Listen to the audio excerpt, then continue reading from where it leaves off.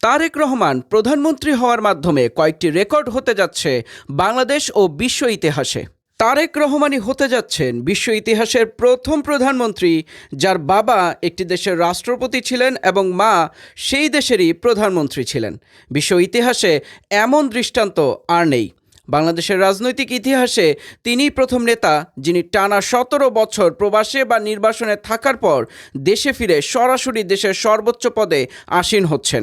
এছাড়াও দীর্ঘ ৩৫ বছর পর বাংলাদেশ একজন পুরুষ প্রধানমন্ত্রী পেতে যাচ্ছে।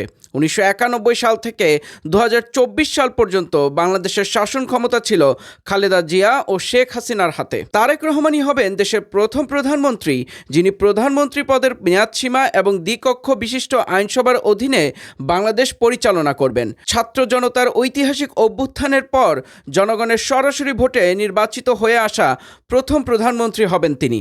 তার ম্যান্ডেটটি সরাসরি সিস্টেমেটিক পরিবর্তন বা রাষ্ট্রীয় সংস্কারের দাবির সাথে যুক্ত। এছাড়াও ২০০৬ সালে ক্ষমতা ছাড়ার দীর্ঘ ২০ বছর পর বিএনপির নেতৃত্বে পুনরায় সরকার গঠিত হতে যাচ্ছে, যা যে কোনো বৃহৎ রাজনৈতিক দলের টিকে থাকা এবং ঘুরে দাঁড়ানোর ক্ষেত্রে একটি রেকর্ড।